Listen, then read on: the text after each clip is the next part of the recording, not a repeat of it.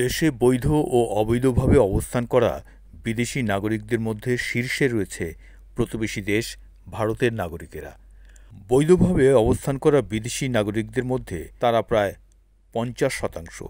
Visa ও পাসপোর্টের মেয়াদ ফুরিয়ে যাওয়ায় অবৈধ হয়ে পড়া এই ভারতীয়রা দেশের বিভিন্ন প্রতিষ্ঠানে কাজও করছেন। পুলিশের বিশেষ শাখা এসবি ও স্বরাষ্ট্র মন্ত্রণালয়ের সুরক্ষা সেবা বিভাগের সূত্রে এসব তথ্য জানা গেছে। গত বছরের ১৩ ডিসেম্বর পর্যন্ত সরকারি হালনাগাদকৃত হিসেব অনুযায়ী দেশে বৈধভাবে অবস্থান করছেন ১,১৯,৫০০ জন বিদেশি। অবস্থানরত বিদেশিদের মধ্যে সংখ্যার দিক থেকে ভারতীয়রাই শীর্ষে, তাদের সংখ্যা ৪৫,০০০। দ্বিতীয় অবস্থানে রয়েছে ১৩,০০০ মার্কিন পাসপোর্টধারীরা।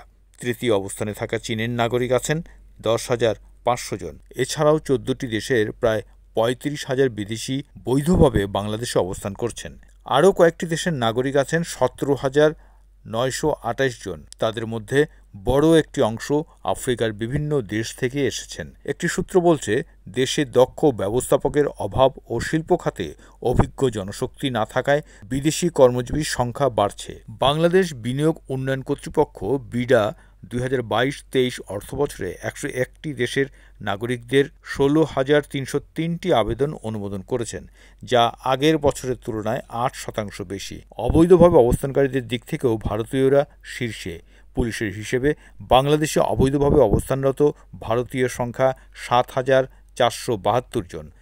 আর কোনো ধরনের কাগজপত্র ছাড়াই দেশে অনুপ্রবেশ করে থেকে যাওয়া কয়েক লাখ বিদেশির মধ্যেও ভারতীয়দের সংখ্যা সবচেয়ে বেশি বলে আইন শৃঙ্খলা রক্ষাকারী বাহিনী সূত্রে জানা গেছে। এর বাইরেও পাসপোর্ট বা ভিসার মেয়াদ ফুরিয়ে যাওয়ার পরও অবৈধভাবে অবস্থান করছেন ৯৭টি দেশের ১৩,৫৭১ জন নাগরিক।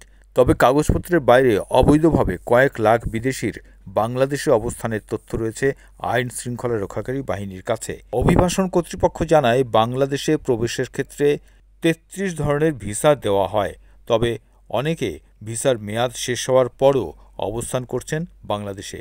বিশেষ করে ভিসা অন অ্যারাইভাল এবং ব্যবসায়িক ভিসা ব্যবহারকারীদের মধ্যে এই প্রবণতা বেশি। বাংলাদেশের ভিসা নীতিমালা অনুযায়ী ইউরোপের সব দেশ এবং যুক্তরাষ্ট্র, কানাডা, অস্ট্রেলিয়া সহ প্রায় ১৫টি দেশের এবং সাবেক সোভিয়েত ইউনিয়নের ১৩টি দেশের নাগরিকদের অন অ্যারাইভাল ভিসা দেওয়া হয়। সংশ্লিষ্ট কর্মকর্তারা জানান, অন অ্যারাইভাল ভিসা সুবিধার আওতায় থাকা দেশগুলোর অধিকাংশেরই কোনো না কোনো নাগরিক অবৈধভাবে বাংলাদেশে অবস্থান করছেন। এক গবেষণা অনুযায়ী সবচেয়ে বেশি সংখ্যক বিদেশি কর্মী কাজ করে তৈরি পোশাক ও টেক্সটাইল খাতে। এছাড়া বিভিন্ন সরকারি উন্নয়ন প্রকল্প, বিদ্যুৎ উৎপাদন কেন্দ্র, আন্তর্জাতিক এনজিও, হোটেল ও রেস্তোরাঁর মতো খাতে বিদেশি কর্মীরা কাজ করে থাকেন। এদের অনেকে কর ফাঁকি দিচ্ছে, আবার অনেকে অবৈধভাবে বাংলাদেশে কাজ করে কোনো কর না দিয়ে টাকা নিয়ে বিদেশে পাচার করছে। এর ফলে প্রতি বছর বাংলাদেশ সরকারের প্রায় ১২,০০০ কোটি টাকা ক্ষতি হচ্ছে।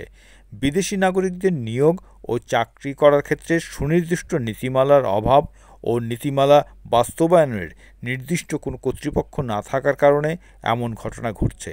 অবৈধভাবে বাংলাদেশে অবস্থান করা বিদেশি নাগরিকদের অনেকেই মাদক ব্যবসা, উপহারের নামে প্রতারণা, এটিএম জালিয়াতি, বিভিন্ন দেশের জাল মুদ্রার কারবার, অবৈধ ভিওআইপি, স্বর্ণ চোরাচালান, অনলাইনে ক্যাসিনো ও মানব পাচারের সংঘবদ্ধ অপরাধ চক্রগুলোর সঙ্গে জড়িয়ে পড়ছেন। অবৈধ বিদেশি নাগরিকদের বিষয়ে কয়েকদিন আগে স্বরাষ্ট্র মন্ত্রণালয় থেকে এক বিজ্ঞপ্তি জারি করা হয়। এতে আইন শৃঙ্খলা রক্ষাকারী বাহিনীগুলোকে অবৈধভাবে অবস্থানকারী বিদেশিদের প্রয়োজনীয় কাগজপত্রসহ বৈধতা গ্রহণ করতে নির্দেশ দেওয়া হয়।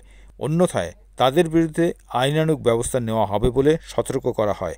তবে সরকারের পক্ষ থেকে এ ধরনের সতর্কতা জারি করার পরও দেশে অবস্থানরত অবৈধ বিদেশিদের বিরুদ্ধে এখন পর্যন্ত আইন শৃঙ্খলা রক্ষাকারী বাহিনীর তেমন কোনো তৎপরতা দেখা যায়নি।